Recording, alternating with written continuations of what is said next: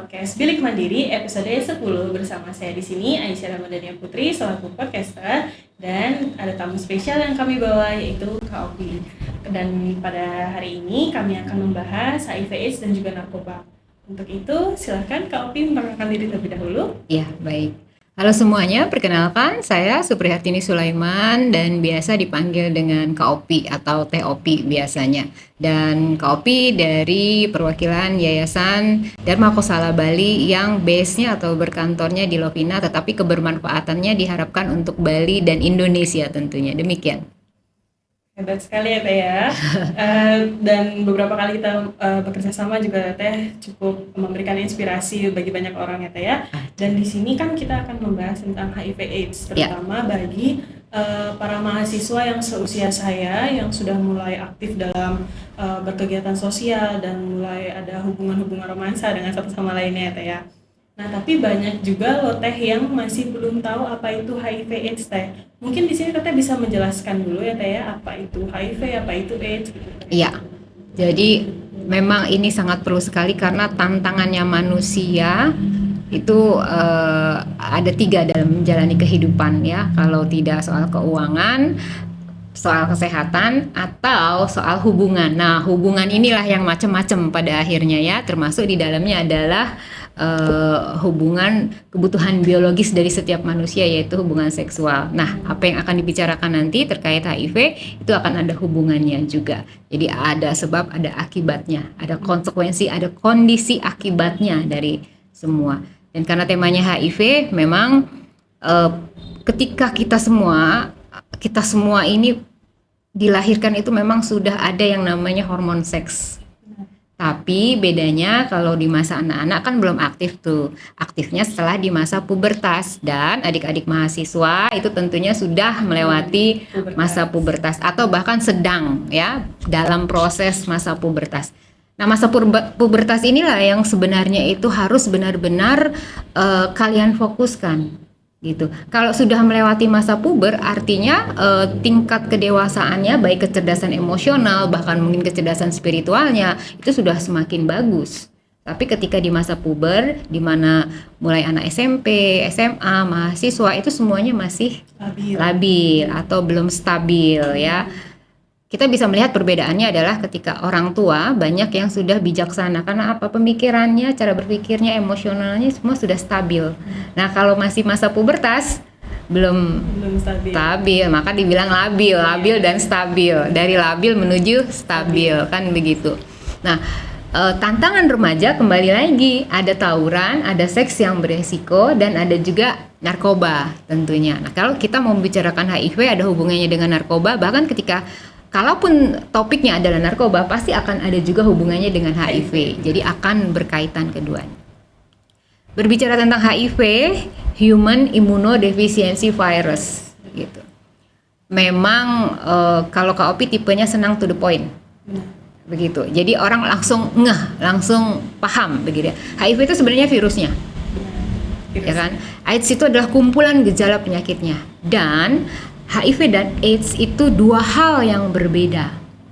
Ada orang selalu bilang, tapi mungkin bisa dibantu diingatkan juga ya buat adik-adik mahasiswa yang sudah pada mendengar bahwa HIV dan AIDS itu berbeda. Kalau dulu pemerintah kan nulisnya HIV garis miring AIDS, berarti kalau nggak HIV atau AIDS, berarti persepsinya itu adalah sama. HIV sama AIDS itu sama, tetapi kan perkembangan semuanya, informasi, teknologi, kesehatan, ya kan, pengobatan, ya itu banyak berkembang sehingga akhirnya diketahuilah bahwa ternyata HIV sama AIDS itu berbeda. Maka akhirnya penulisannya pun berubah, HIV dan AIDS, begitu.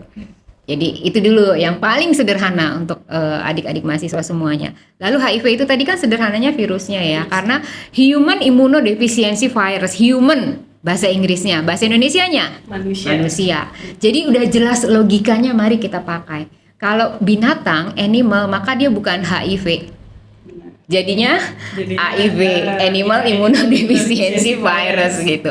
Maka dari Human Immunodeficiency Virus atau human, kita garis bawahi dan kita perbesar human itu adalah manusia, maka ini penularannya dari manusia ke manusia gitu. Dan human manusia, imunodefisiensi adalah penurunan kekebalan tubuh, imuno ya kan, kekebalan tubuh, defisiensi turun.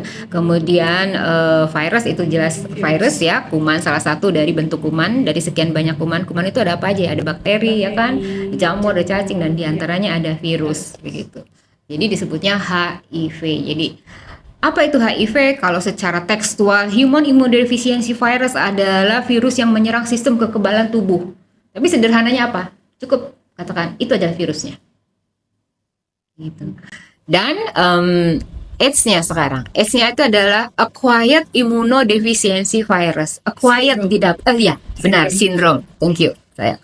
Acquired immunodeficiency syndrome. Sindrom itu gejala-gejala yang timbul. Immunodefisiensi sudah tahu tadi, penurunan kekebalan tubuh, dan acquired itu artinya didapat. Jadi gejala-gejala penyakit yang timbul itu terjadi karena didapat dari turunnya kekebalan tubuh akibat dari HIV. Begitu. Jadi kenapa di sini acquired didapat dan kenapa sindrom? Karena dia kumpulan berbagai penyakit, bukan hanya satu, begitu. Maka patokannya kata sindrom aja. Jadi ketika ada kata sindrom berarti ini kumpulan gejala penyakit. Siapa penyebabnya? Penyebabnya ya HIV. Emang kenapa? Ya HIV itu menyebabkan kekebalan tubuh turun. Kalau kekebalan tubuhnya turun, maka berbagai penyakit pun akan datang atau muncul seperti itu. Dan sebenarnya kalau berbicara tentang kekebalan tubuh, Kak Opi itu mau bilang begini. Kekebalan tubuh manusia, bukan manusia normal, semua orang ketika kekebalan tubuhnya di bawah 200, maka penyakit apapun itu akan muncul.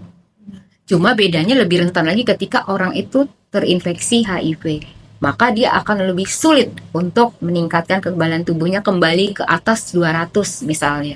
Seperti itu. Atau ketika mereka ingin melakukan pemulihan dari sebuah penyakit, mereka harus bekerja. Kekebalan tubuhnya ekstra. Tubuhnya akan lebih keras bekerja dibanding dengan yang orang-orang lainnya yang tidak terinfeksi HIV.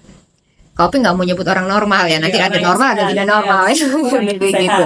Sekarang kita harus pandai-pandai memang memilih kata-kata ya, begitu. Jadi kira-kira seperti itu. Jadi orang yang sehat yang tidak terinfeksi HIV, kalau kekebalan tubuhnya di bawah 200 juga pun akan punya resiko kena infeksi-infeksi penyakit yang lainnya gitu. Nah sekarang kalau berbicara tentang konteksnya adalah orang yang HIV atau ODIF, maka dia akan butuh perjuangan berkali-kali lipat untuk bisa pulih. Contoh, biasanya kalau kita pilek berapa hari sih butuh pemulihan? 3-7 hari. Anggap let's say seminggu ya, kita ambil maksimalnya. Tapi kalau untuk orang yang HIV belum tentu dia bisa dalam seminggu. Dia bisa aja sembuh sebentar, besoknya kambuh lagi. Iya, betul. Maka dia butuhkan, dia butuh lebih dari 1 minggu. Begitu. Iya, begitu. Artinya perjuangannya untuk bisa pulih dari sebuah penyakit itu akan 2 kali lipat dibanding dengan yang sehat yang tidak terinfeksi HIV. Nah itu dia, HIV dan AIDS, 2 hal yang berbeda. Lalu sederhananya Kak Opi mau bilang begini, kalau orang nggak kena HIV maka dia nggak akan kena AIDS. Karena AIDS itu adalah akibat dari, ya kan? Nah kan masuk logika. Nah, berkausalitas dia. Betul, begitu. Jadi Kak Opi ingin adik-adik mahasiswa juga paham bahwa karena banyak orang yang bilang begini, dia kena AIDS, gitu. Dia kena HIV. Jadi belum bisa membedakan. Maklum, Kak Opi maklum ya, begitu. Tapi disinilah tujuannya kita ya untuk memberikan edukasi sehingga nanti tiba-tiba nanti ada orang yang lewat, misalnya udah ketahuan, maksud Kak Opi itu begini. Bocorlah isunya bahwa dia statusnya HIV, terinfeksi HIV. Terus dia bilang, dia AIDS loh. Gitu. Padahal kalau masih sehat, dia bukan AIDS. Dia orang yang HIV, maka disebut dengan ODIF. O itu orang, D itu dengan, H-nya itu HIV, maka ODIF, orang dengan HIV. Begitu. Nah, orang yang dengan HIV itu masih bisa beraktivitas seperti ini, bisa duduk di sini menjadi pembicara dalam sebuah podcast, bisa jadi podcaster, bisa menjadi bahkan artis, selebritis dan yang lainnya, pegawai-pegawai juga, bahkan ada juga yang pegawai negeri sipil, bahasanya sekarang ASN. Ya. Apa tuh ASN? Kok aku lupa ya. Aparatur sipil negara. Iya. Itu banyak. Itu ODIF. Karena kalau orang yang udah masuk ke fase AIDS itu biasanya hampir 50% ke atas itu di rumah sakit, atau paling tidak kalau dia sedang melakukan pengobatan dia butuh dokter spesialis karena penyakitnya sudah bukan penyakit biasa yang butuh penanganan dokter umum biasa, begitu. Jadi itu yang sederhananya kalau mau bilang kalau orang yang kena HIV kemungkinan besar akan masuk ke fase AIDS, tapi belum tentu semua orang yang HIV itu bisa masuk ke fase AIDS. Kenapa begitu? Karena dia bisa menjaga kekebalan tubuhnya, betul. Stay terus di 500 ke atas, di normalnya jumlah kekebalan tubuh. Ngomong-ngomong, kalau berbicara tentang kekebalan tubuh, memang orang yang sehat jarang mau memeriksakan kekebalan tubuhnya ada berapa jumlahnya. Coba kalian bisa datang ke lab-lab swasta seperti Quantum atau Prodia, bukan promosi sih, tapi ya di sanalah biasanya rujukan-rujukannya ya. Kalian minta datang sana cek mau tes CD4 gitu. Kalian akan melihat berapa sih jumlah kekebalan tubuh kalian. Itu boleh kok, nggak harus orang yang kanker, nggak harus orang yang HIV saja. Di sana kita bisa melihat bahwa kenapa ya saya sehat, adik saya sering sakit-sakitan, atau kenapa saya sakit-sakitan tapi teman saya sehat, padahal kita sama-sama nggak kena HIV misalnya gitu. Karena jumlah kekebalan tubuhnya berbeda-beda. Begitu. Jadi memang kekebalan tubuh dan HIV ini menyerang kekebalan tubuh. HIV itu ada dua tipenya, ada tipe 1, tipe 2 begitu. Nah, ini menyebar ke seluruh dunia. Dan tipe 1 dan tipe 2 ini dibagi lagi dari masing-masing tipe 1 dan tipe 2 banyak begitu. Jadi misalnya begini, kalau Kak Opi bisa bilang tipe A dari tipe 1 misalnya ya yang paling banyak, tipe 2 ini yang jarang sekali, tipe 1 yang paling banyak ini penyebarannya, lalu ada tipe 1 misalnya 1A, 1B gitu ya. Jadi tipe A, tipe B, tipe C, tipe D, tipe O misalnya seperti itu. Itu ada banyak sekali. Jadi ketika karena ini penularannya lewat virus tidak bisa dibersihkan sama sekali dari dalam tubuh, sama seperti kita pilek sewaktu-waktu akan kambuh. Begitu, hanya saja membedakan pengobatannya sama seperti penyakit diabetes atau jantung yang harus minum obat seumur hidup. Nggak bisa kayak orang misalnya pengobatannya tidak bisa seperti orang yang kena TBC, pengobatan selama terapinya 3 bulan, 9 bulan, lalu udah gitu sembuh total sama sekali. Tidak seperti itu. Tapi kalau HIV itu adalah pengobatannya seumur hidup. Dan hampir kebanyakan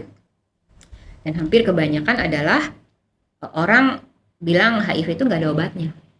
Iya benar, banyak yang bilang kalau HIV itu tidak ada obatnya, padahal berdasarkan informasi terakhir itu kan ada ARV ya Teh ya. Benar. Memang mungkin fungsinya bukan untuk menyembuhkan, tapi untuk menekan pertumbuhannya. Tapi HIV itu memang ada obatnya ya teman-teman semua. Jadi ARV itu atau antiretroviral itu adalah obat dari untuk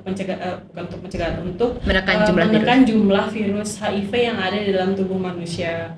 Nah, ngomong di sini Teh, mengenai ARV itu banyak sekali juga yang belum tahu kalau ARV itu digratiskan loh Teh oleh pemerintah ya. Jadi ARV itu disubsidi penuh oleh pemerintah. Benar. Jadi penderita HIV atau ODIF itu mendapatkan pengobatan gratis dari pemerintah. Jadi untuk itu Teh saya ingin bertanya nih, dari tadi kan kita ngomongin tentang virusnya, tentang apa ya, cara menularnya gimana sih Teh? Cara menularnya virus, ya. kan banyak yang bilang kayak jangan deket-deket deh sama orang HIV gitu, nanti kita tukeran alat makan bisa ketularan, kita mandi bareng bisa ketularan. Itu bagaimana sih Teh fakta yang sebenarnya? Fakta yang sebenarnya ya begitu. Oke, kita akan berbicara tentang penularannya, tapi tadi terkait dengan ARV, sekali lagi Kak Opi mau tekankan bahwa ya benar ada obatnya namanya ARV, bahkan sekarang sudah mulai ada yang suntik. Jadi dia disuntik 2 bulan sekali, jadi suntiknya, jadi nggak perlu lagi minum setiap hari gitu. Nah nanti diharapkan ada yang per 6 bulan, tapi memang pengobatannya masih mahal dan itu masih di luar negeri. Tapi beritanya sudah disampaikan. Kopi dapatkan berita ini itu dari pertemuan CTC di Surabaya tahun kemarin Oktober, dan itu disampaikan oleh Dr. Ronald. Dr. Ronald adalah pemerhati juga dokter yang sangat-sangat peduli dengan program HIV, isu-isu HIV ini gitu. Jadi udah semakin maju nih tentang pengobatannya. Jadi kayak KB ya, suntik KB itu kan ada yang per 3 bulan sekali ya, begitu kira-kira seperti itu. Jadi sangat-sangat sudah memudahkan. Bahkan kalau bisa ada yang seperti vaksin 1, 2, 3 itu selesai semuanya, nggak perlu lagi ini ya. Harapannya ke sana begitu. Nah kita berbicara tentang penularan begitu. Kamu mau bilang bahwa si HIV ini, kamu mau bilang virusnya dulu nih ya. Virusnya ini terkonsentrasi di darah pada dasarnya. Berarti kalau dia terkonsentrasinya di darah, karena makannya adalah sel kekebalan tubuh kita, maka dia akan mengalir di tubuh kita, berarti di pembuluh darah. Otomatis pembuluh darah itu susah loh ditembus. Benar. Iya kan? Begitu. Kita mandi aja belum tentu airnya aja nggak bisa masuk sampai ke pembuluh darah, begitu loh. Jadi, nah ini yang mau berbicara mitos, fakta tentang penularan gitu. HIV itu tidak mudah menular sebenarnya. Karena HIV itu terkonsentrasi di darah. Begitu. Dan dia itu di luar dari darah tidak bisa membuat keturunan atau bereproduksi atau berkembang biak. Dia hanya bisa bertahan hidup di luar darah. Kalau sudah dapat darah, dia ketemu dengan darah, maka dia di situ bisa bertahan hidup lama-lama, lalu berkembang biak membentuk keturunan yang banyak sekali, yang sehari itu bisa ribuan virus dia produksi. Itu yang harus diketahui dulu, ya, begitu. Jadi dia hanya ada di darah, gitu, dan ada juga di beberapa cairan. Tapi lebih banyak di darahnya yang perlu diketahui. Gitu. Nah, seperti ciuman, berenang bersama, makan, minum, itu enggak menularkan.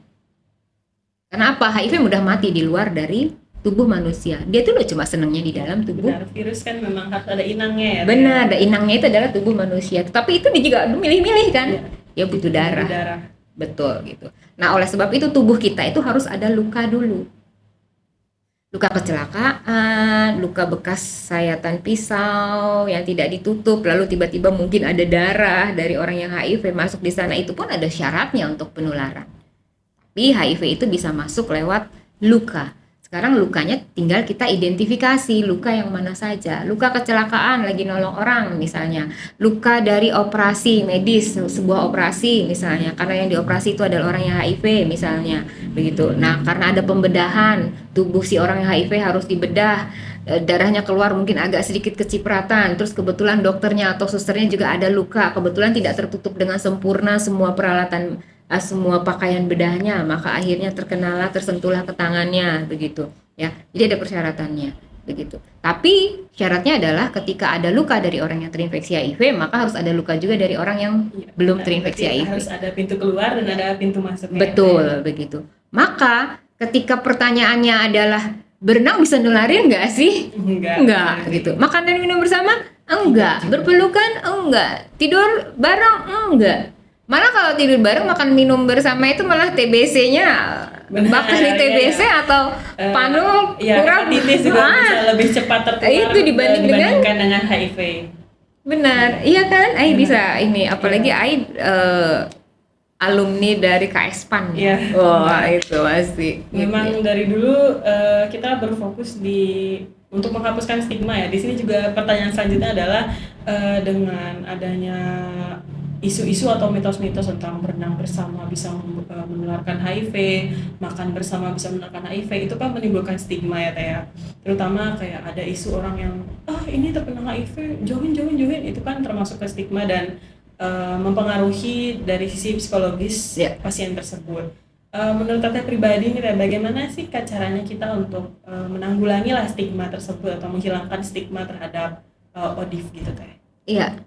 Stigma memang masih ada ya, sekalipun kita itu sudah puluhan tahun di isu HIV itu pasti ada, karena akan ada kelahiran baru, maka akan ada orang baru, dia akan menjadi anak-anak yang baru, dia akan menjadi remaja yang baru, dia akan menjadi seseorang yang dewasa baru. Maka setiap ada kelahiran, maka setiap itu pula kita harus memberikan informasi, edukasi, apapun itu termasuk yang HIV. Maka prinsip KOPI setiap ada kelahiran, KOPI akan tetap terus memberikan penyuluhan apapun bentuknya. Entah itu ke sekolah-sekolah, entah itu yang kita pegang adalah gurunya ya, begitu.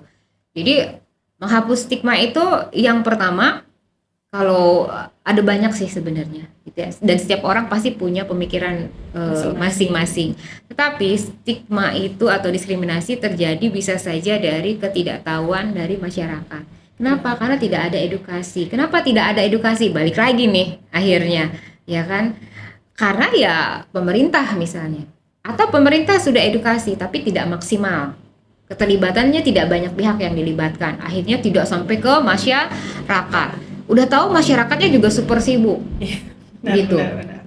Disuruh kumpul di perkumpulan PKK misalnya ya, topiknya ada materi tentang HIV nggak mau.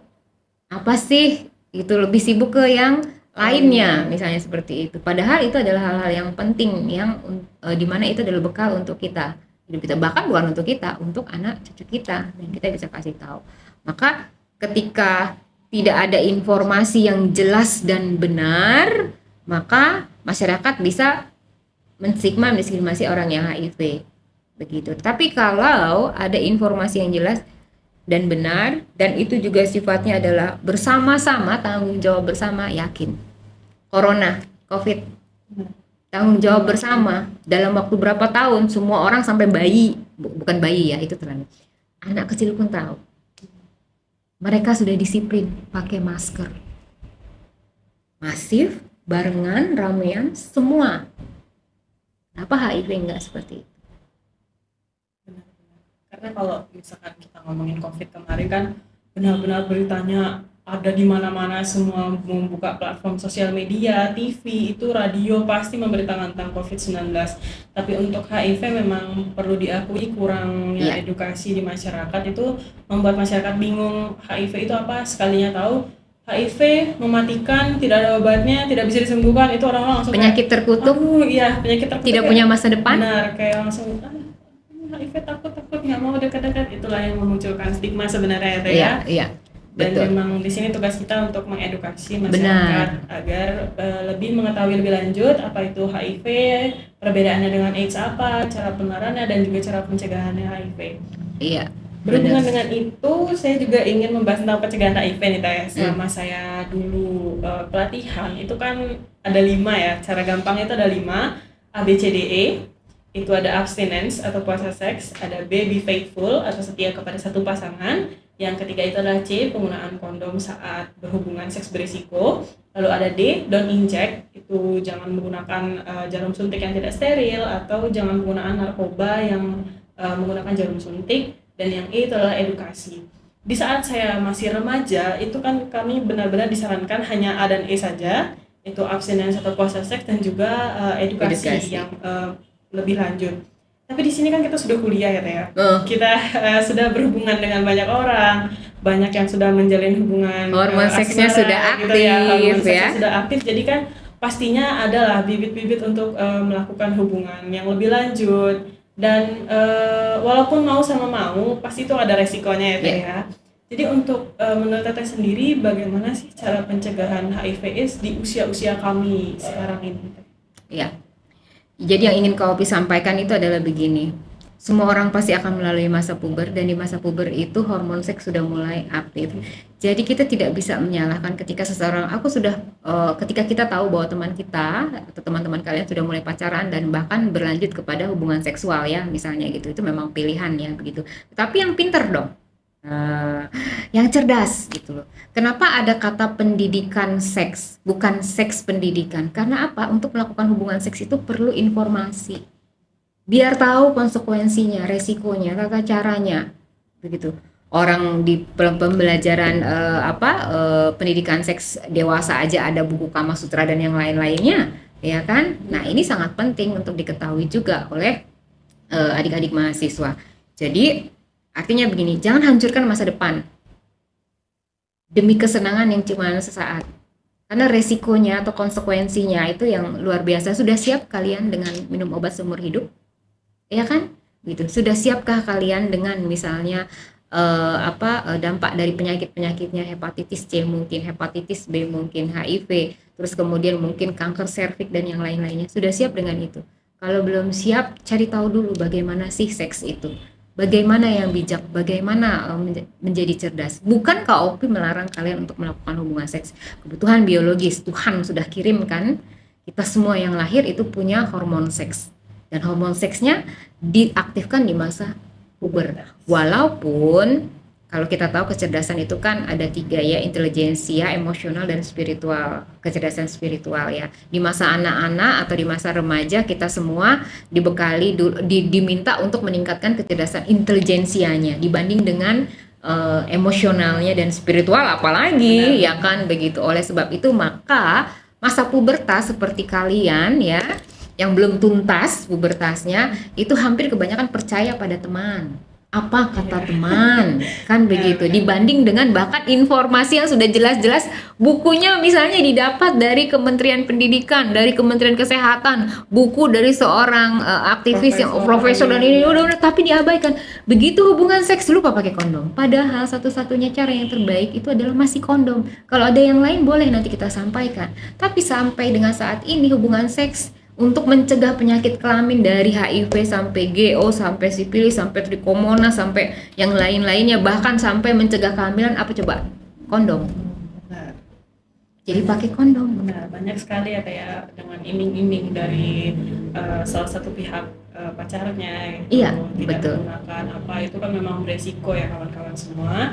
Jadi memang cara pencegahan paling utama HIV untuk masa aktifnya kita ini memang abstinensi atau puasa seks, kita menggunakan kondom saat berhubungan badan yang beresiko, Ya. dan yang terakhir itu memang edukasi yang diperlukan. Iya, betul. Nih sekarang kita akan menyenggol dikit tentang narkoba nih Teh. Tadi kan kita ada bahas D atau don't inject. Iya. Itu banyak juga yang bertanya-tanya, terus apa sih hubungannya narkoba sama HIV? Iya. Kenapa don't inject bisa menularkan HIV gitu? Benar. Ini yang harus kita jawab ya. Iya, benar. Jadi A, B, C, D, E ya, begitu. C-nya bukan hanya sekedar kondom sekarang, tapi juga ada tambahan lagi yaitu konseling. Karena dari konseling kan kita bisa tahu tuh informasi tentang HIV gitu. Jadi dengan konseling kita bisa tahu, akhirnya kita bisa mencegah diri kita untuk tidak kena HIV. Kita harus sayang dengan diri kita sendiri. Kalau ditanya siapa orang yang kalian sayang, hampir kebanyakan dari kalian akan jawab ibu saya, bapak saya. Padahal orang pertama yang harus kalian sayang adalah diri sendiri. Karena kalau kalian sayang dengan diri sendiri, maka kalian tidak akan menyakiti diri sendiri. Dengan cara apa? Seks beresiko, narkoba. Kopi tidak pernah melarang kalian bergaul dengan siapapun, teman-teman yang pecandu, mungkin bahkan perlu kita dukung ya. Orang yang HIV juga, pembulian dan segala macam itu silahkan bergaul. Tapi balik lagi tadi, bijaksana dan tahu informasi. Gitu. Karena kita tahu informasi untuk bisa membedakan keduanya, mana yang benar, mana yang salah. Sehingga kita bisa tahu, kalian bisa mengambil keputusan dan kalian bisa, aku sayang sama tubuhku. Aku nggak mau nyakitin tubuhku dengan narkoba. Balik lagi dengan hubungannya yang tadi. A, B, C, D, E, edukasi. Bahkan sekarang udah ada M. Udah lama sih ada M. M itu masturbasi. Jadi kalau nggak mau hubungan seksual dengan orang lain karena takut orang lain membawa bibit penyakit dari infeksi seksual, maka ya masturbasi aja sendiri, aman. Nggak akan ketularan. A, B, C, D, E, M. Kan begitu. Nah, kondom tadi adalah konseling. D-nya don't inject. Kalau sekarang sudah jadi don't drugs. Gitu. Karena apapun pemakaiannya narkoba, maka akan ada resiko untuk hubungan seksual. Nah, ketika hubungan seksual itulah ada resiko untuk kena HIV atau bahkan penyakit yang lainnya. Tapi ya kalau ingin cerita begini, di tahun 2000-an itu kebanyakan orang yang HIV, terutama di kalangan pecandu, ya itu angkanya tinggi loh di kalangan pecandu. Maka ada kata don't inject tadi. Karena memang tahun 2000-an itu angkanya yang tertinggi itu dari pengguna jarum suntik.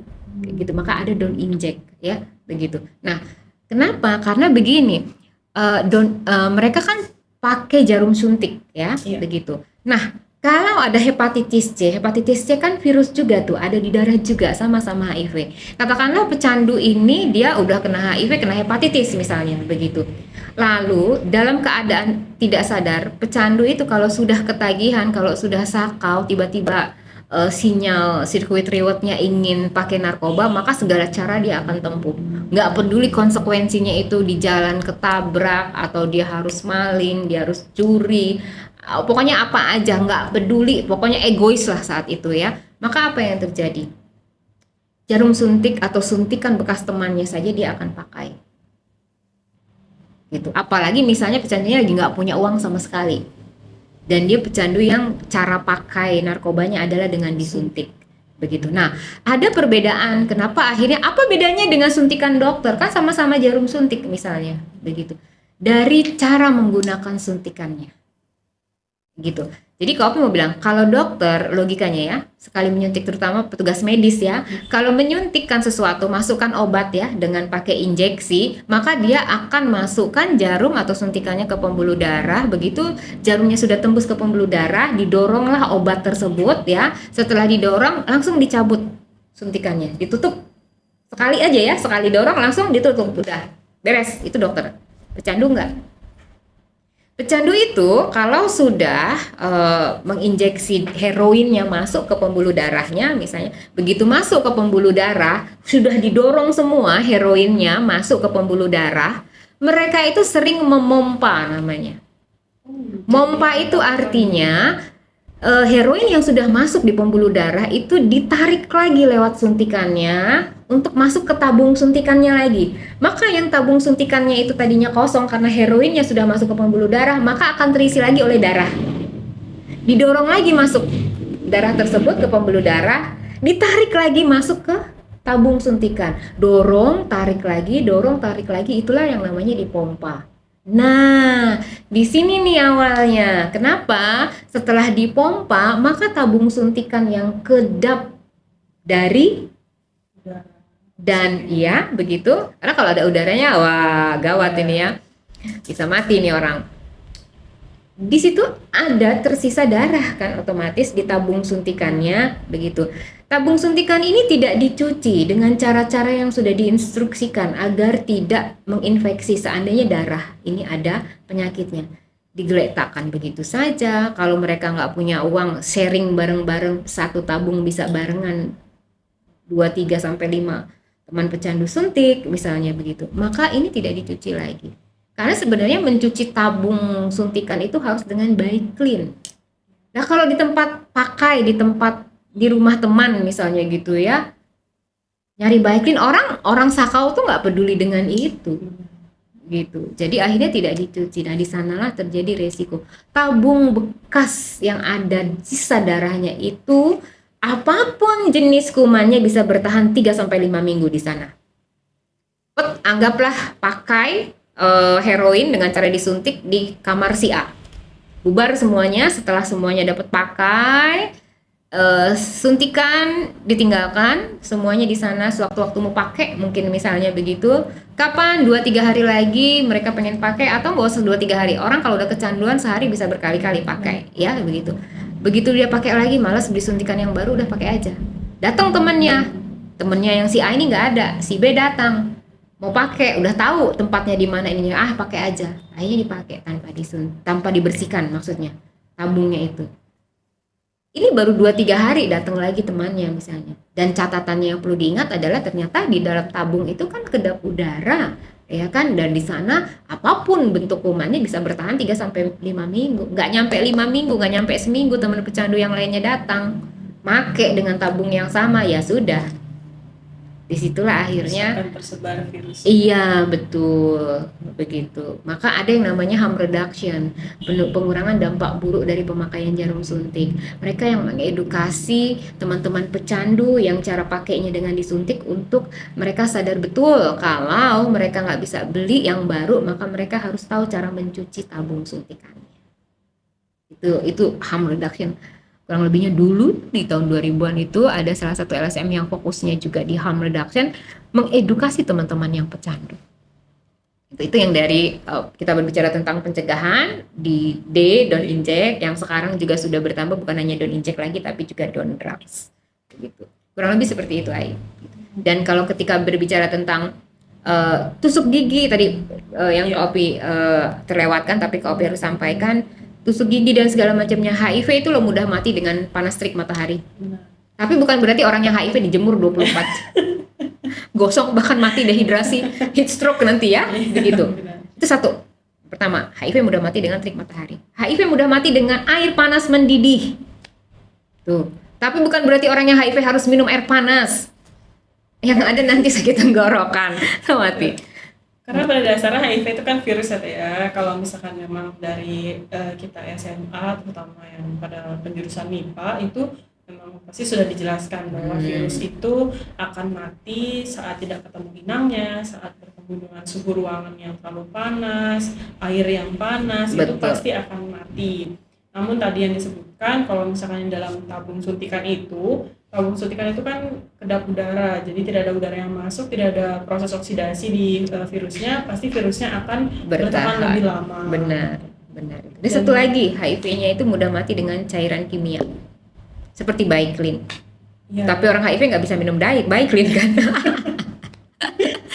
Mati virusnya, mati orangnya nanti ya, meninggal ya, dan gitu wassalam gitu. Benar.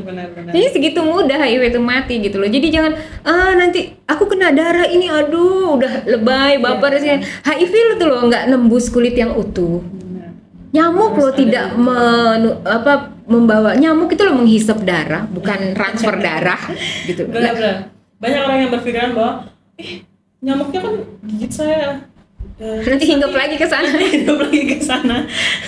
Jelas-jelas orang Itu lucu sebenarnya. orang biologi pasti akan tahu reseptornya nyamuk sama reseptor manusia berbeda ya kan. Makanya perlu dijelaskan lagi, memang HIV itu human immunodeficiency virus, human ke human. Jadi memang harus manusia ke manusia, bukan dari virus-virusan zombie yang tiba-tiba rusak jadi ke kita jadi zombie gitu, enggak ya guys. Ini memang susah untuk proses penularannya. Jadi virus HIV tidak semenakutkan itu. Justru kalau misalkan dinilai menakutkan dari proses penularannya, TBC, hepatitis dan lain-lain itu lebih cepat penularannya. Bahkan dulu pada saat zamannya virus COVID-19, kita ngomong berbicara gini tanpa masker aja udah ada indikasi ketularan ya Teh ya. Tapi kalau HIV kita berbicara langsung itu tidak ketularan. Dan ada juga yang berpikir bahwa orang-orang yang terkena HIV itu pasti akan lemas, lunglai dan tidak berenergi ya. Padahal waktu itu pada saat kita IAC itu ya Teh ya, itu orang-orang dengan HIV itu segar guys, tidak yang seperti yang dibayangkan yang lemas, terkapar, lunglai itu enggak. Jadi saksinya ya yang ikut berkecimpung di antara masih sehat seperti kita. Memang mereka harus meminum obat di jam yang sama dan setiap harinya, tapi mereka tetap sehat guys. Dan kalaupun ada yang nanya nih, gimana kalau misalkan orang itu lupa minum obat atau nggak minum obat dalam jangka waktu yang lama? Ini juga cukup unik ya. Pada saat itu saya ikut malam renungan dan di sana terdapat wawancara bersama Odif dan dia memberikan kesaksian bahwa pada saat itu dia malas minum obat. Dia berpikir bahwa tidak minum obat toh ujung-ujungnya akan mati gitu.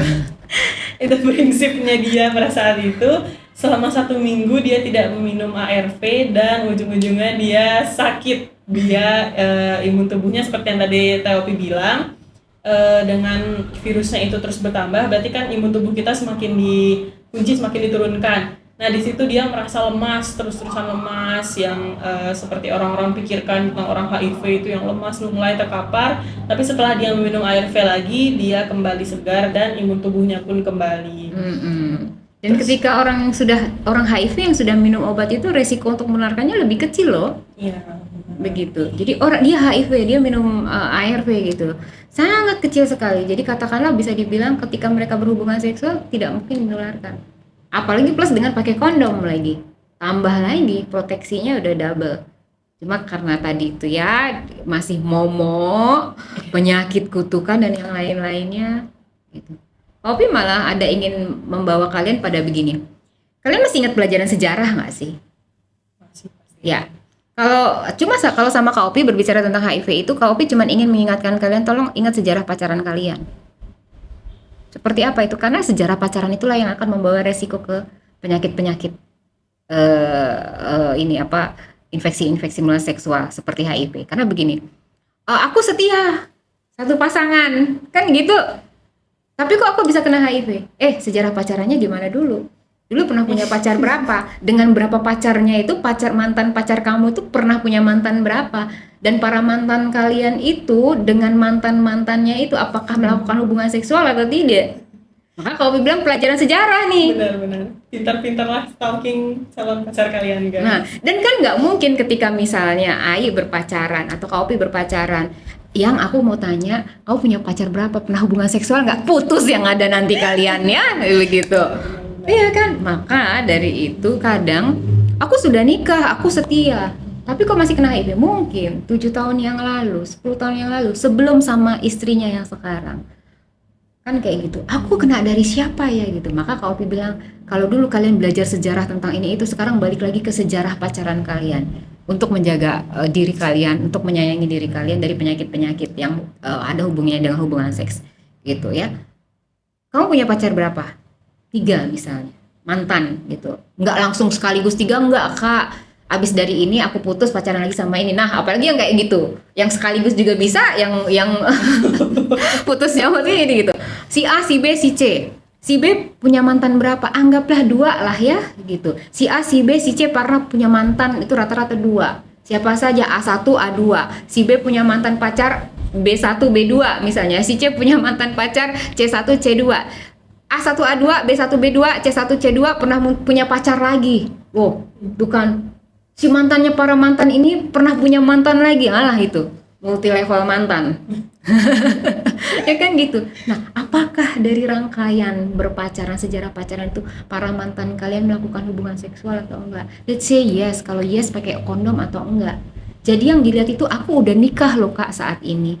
Aku sudah setia sekarang, tapi kenapa masih kena HIV? Karena yang dilihat adalah sejarahnya yang ke belakang, dan itu yang dilihat itu 5 tahun yang lalu lebih mungkin.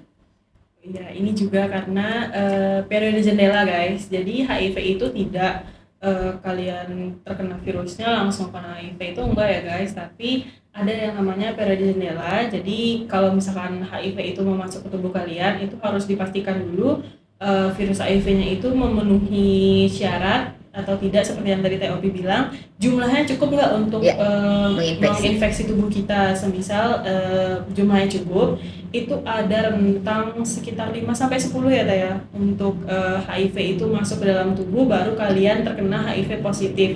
Jadi seperti yang TOP tadi bilang, mungkin kalian pacaran sudah 5 tahun yang lalu, melakukan hubungan seks yang beresikonya 5 tahun yang lalu, tapi baru HIV-nya sekarang saat sudah memiliki suami atau istri. Itu karena emang di HIV itu ada yang namanya periode jendela. Iya, benar banget itu. Dan ketika orangnya HIV itu ya sama kayak kita gini. Jadi orang banyak yang tidak menyadari. Maka kenapa sekarang di rumah sakit misalnya hampir kebanyakan orang yang datang ke rumah sakit, terutama kasus TBC, maka dia akan disarankan untuk tes HIV. Karena ada kaitannya. Ternyata di sana. Begitu.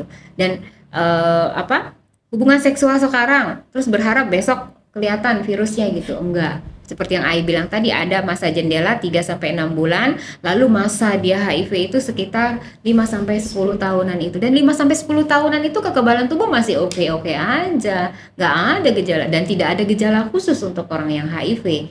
Sehingga akhirnya, aku sehat kok, nggak gitu. Begitu tiba-tiba mulai kekebalan tubuhnya turun 5 tahun kemudian atau 10 tahun kemudian, ada beberapa penyakit, katakanlah muncul TBC, terus ke puskesmas, begitu di puskesmas bapak kena TBC misalnya, begitu dirujuk untuk tes HIV juga ya, tek di sana ketahuan misalnya ternyata positif juga, flashbacknya ke yang dulu. Berarti setelah kena itu ngerasa biasa-biasa saja karena memang tidak ada gejala-gejala yang khusus di setiap orang. Sama seperti obat ARV. Obat ARV untuk orang yang HIV itu kan ada banyak macam. Kalau kita itu awamnya seperti obat sakit kepala, ada berbagai macam merek kan.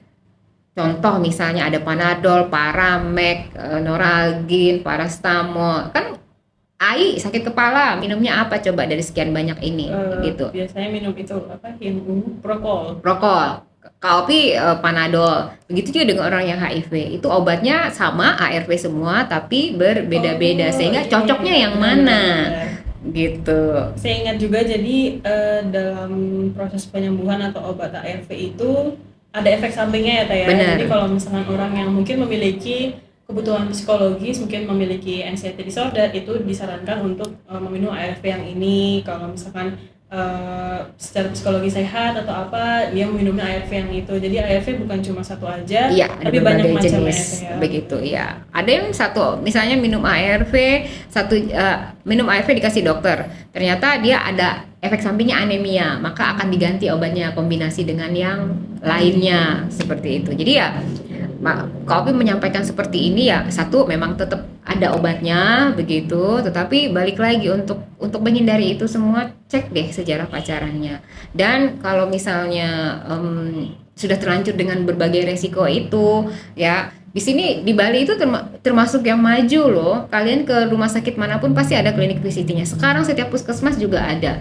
Terus ada konseling gratisnya juga ada. Jadi sangat welcome untuk, dan dijamin kerahasiaannya. Gitu. Jadi lihat ya sejarah pacaran kalian ya sayang ya. Ya gitu. Itu kira-kira. ibaratnya dari sekarang udah harus sering-sering stalking ya Teh ya. Itu terserah kalian ya, begitu. Itu. Tapi kalau lebih bagus lagi kalau misalnya kalian punya kesadaran dari sekarang ya berdua begitu. Karena apa? Kalian ingin membina rumah tangga, kalian ingin rumah tangga kalian sehat semuanya, baik secara fisik, mental maupun emosionalnya, baik dari kalian sebagai orang tua maupun sebagai anak tentunya. Maka ya punya kesadaran masing-masing. Begitu ya. Artinya keduanya harus punya kesadaran penuh. Kesadaran benar. Begitu. Itu tentang Oke, HIV. ini pertanyaan terakhir dan cukup banyak ditanyakan di kalangan ibu-ibu ya Teh ya. Jadi kan mungkin kita tidak tahu ada seorang ibu yang hamil dan dia ternyata positif HIV. Dan banyak juga yang masih beredar bahwa ibu yang positif HIV/AIDS itu pasti melahirkan anak yang positif HIV/AIDS. Untuk itu bagaimana sebenarnya Teh untuk fakta atau kebenarannya itu Teh? Iya, ini. Jadi kita berbicara tentang pada perempuan ya, HIV pada perempuan, lalu HIV dengan kehamilan atau anaknya gitu ya. Jadi memang masih banyak sih seperti itu. Tapi kami mau sampaikan itu begini. Sekarang sudah ada yang namanya PPI ya. Pencegahan penularan dari ibu ke anak. Istilah bahasa Inggrisnya PMTCT, Prevention Mother to Child Transmission, kan begitu. Jadi sebenarnya begini, ketika ada perempuan yang HIV dan dia ingin berkeluarga, berumah tangga, menikah, otomatis ingin punya anak ya, maka dengan program PPIA itu, maka dia diharapkan sebelum kehamilannya sudah merencanakan. Dokter akan membantu melihat berapa jumlah virusnya, berapa kekebalan tubuhnya sekarang, apakah beresiko, misalnya apakah tunggu virusnya zero dulu, tidak terdeteksi dulu, kekebalan tubuh naik. Nah, itu semua bisa dikonsultasikan di PPIA, begitu. Nah, di PPIA sekalipun orang yang HIV, perempuan yang HIV yang ingin punya anak, udah terlanjur nih, wah sudah hamil nih, kadung begitu ya, masih bisa dengan dokternya itu akan didiskusikan kembali bagaimana caranya pada saat selama di dalam kandungan tidak terinfeksi. Udah terlanjur nih melahirkan misalnya, begitu. Ya dokter juga dengan PPIA itulah dibantu untuk agar proses kelahirannya, persalinannya itu seminim mungkin untuk bayinya tidak terinfeksi akibat dari luka-luka gitu. Karena selain itu juga kan bukan sekarang ini, maksud kopi dulu itu perempuan yang HIV yang hamil melahirkan itu harusnya sesar. Sebenarnya enggak juga, dia bisa melahirkan normal. Tapi dengan catatan kekebalan tubuhnya tinggi, jumlah virusnya tidak terdeteksi sama sekali bahkan ketika dites di laboratorium, sehingga dia normal, darahnya ibaratnya ya tidak ada kandungan HIV-nya, sehingga sebenarnya perempuan HIV yang ingin melahirkan itu bisa dia lahir normal begitu, itu sangat bisa sekali begitu. Dan 7 dari 10 perempuan HIV yang hamil dia akan melahirkan bayi yang negatif, jadi hanya 3 yang kemungkinan besarnya positif. Dan kemungkinan besar 3, let's say itu berarti 30% ya, anggap seperti itu. 30% ya begitu. 30%-nya itu dibuat lagi dengan program PPIA, itu dibuat untuk seminim mungkin. Jadi bisa dibilang 0,0 sekian. Tanpa terapi ARV saja banyak teman-teman kita ya yang anaknya negatif. Apalagi dengan dibantu perencanaan perlindungan, backupan ya, kalau kita bilang di backup lagi dengan PPIA, dilihat lagi jumlah virusnya, ininya, tambah nyaman dong, begitu. Nggak ada rasa cemas lagi untuk perempuan HIV, karena apa? Dipantau, dilihat. Tanpa program aja dia 7 dari 10 negatif. Jadi kalau ada program PPIA bukan berarti asumsinya wah banyak nih. Iya kan? Iya. Oh, kok ada program pencegahan dari ibu ke anak, berarti besar ya resiko dari bayi dari orang tua ibu ke anak, dari ibu ke anak. Enggak, justru karena ada resiko walaupun sedikit. Nah, resiko sedikit itu ditekan lagi menjadi seminim mungkin, bahkan kalau bisa 100% lahir tanpa positif HIV. Karena memang sebenarnya edukasi tentang PPIA ini perlu ya Teh ya, terutama untuk ibu-ibu di luar sana, karena banyak loh, kalau bisa kita lihat di sekarang itu kan di TikTok itu mulai banyak dokter-dokter yang menangani IMS, menangani HIV itu mulai speak up tentang istri yang tertular akibat suami yang doyan jajan. Nah, Ya, jajan. jadi istrinya tertular pada saat hamil dan kebingungan karena ya itu dia kurangnya edukasi. Jadi istrinya berpikir mungkin anaknya ini ketika lahir akan terkena virus HIV, padahal dengan adanya PPIA itu akan dimudahkan ya Teh ya, dan dibantu untuk proses Ya, persalinan agar anaknya HIV negatif iya, gitu. betul. Dan kami sangat berharap bahwa semua orang, orang yang HIV maupun yang tidak itu memiliki kesadaran untuk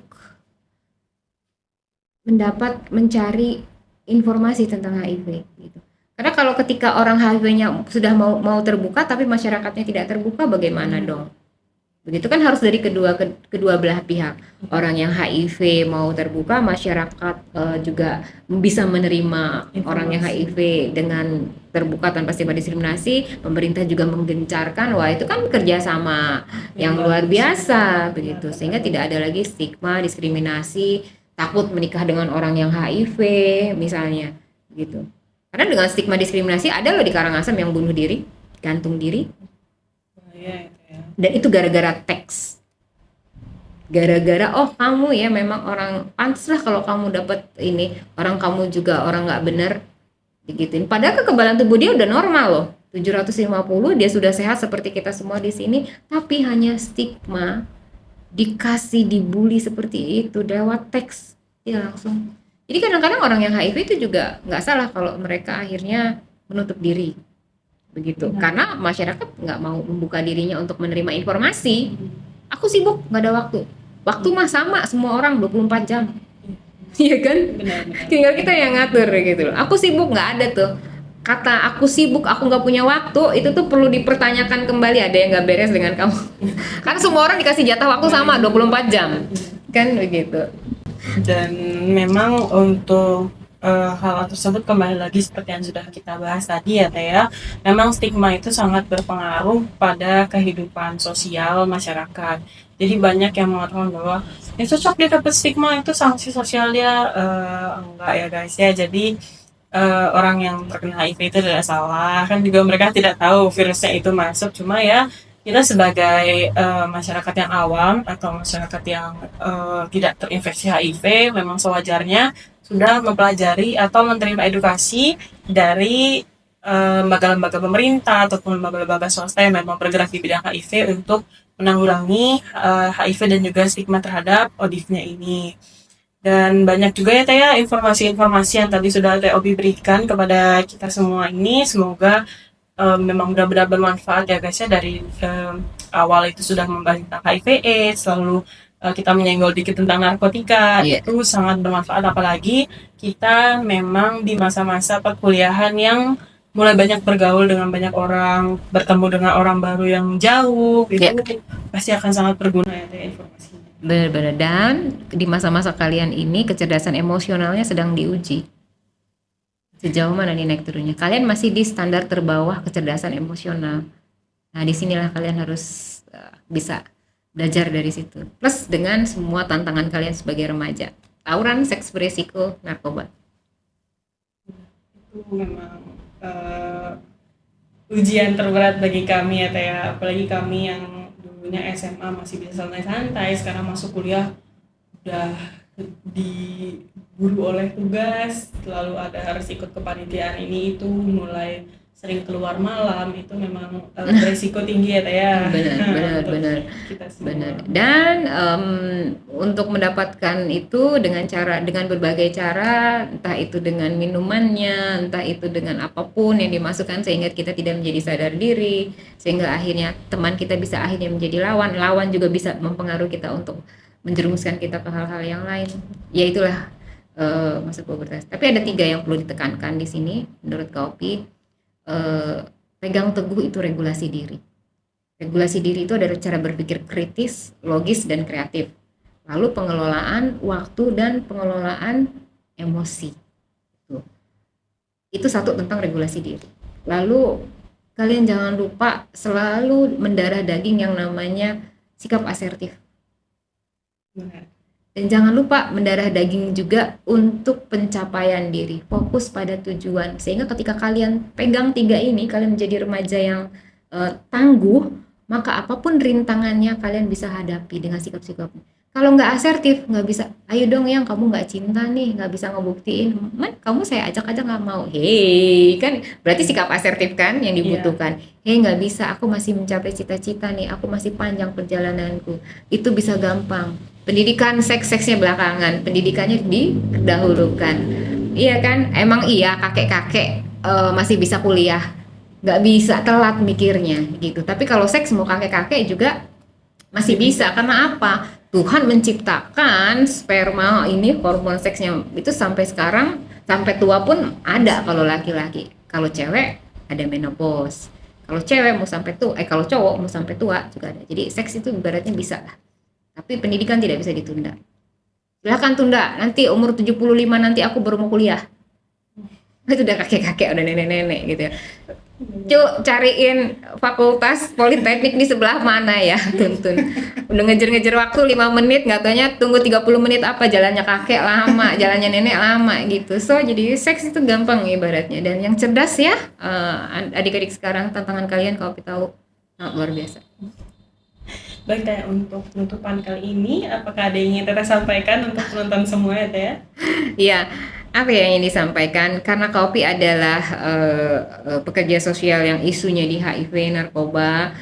Jadi kopi ingin sekali kalian itu menjadi remaja yang tangguh, paling tidak pegang 3 dimensi regulasi diri, asertif dan reaching out itu. Karena kalau kalian tahu cita-cita kalian dan kalian fokus, kalian bisa sayang sama diri kalian dengan regulasi diri, maka sebenarnya ini adalah jalan tol untuk bisa cepat mencapai cita-cita. Kopi nggak pernah melarang untuk kalian bergaul dengan siapapun. Seks itu memang sudah anugerah dari yang kuasa, tapi bijaksanalah ya, begitu. Dan kopi tahu itu akan sangat berat karena emosi kalian sedang diuji, diubek-ubek semuanya di masa-masa ini. Tapi please, please ya, itu. Jangan hancurkan Indonesia emas, jangan hancurkan Indonesia emas 45. Jangan hancurkan masa depan kalian hanya karena ini. Karena ketika kalian sudah berumah tangga atau bahkan kena penyakit-penyakit yang ini, maka cita-cita kalian biasanya akan kalian coret dan kalian menurunkan cita-cita kalian. Bahkan kalian bisa sampai menghapus cita-cita kalian hanya akhirnya untuk duduk diam di rumah.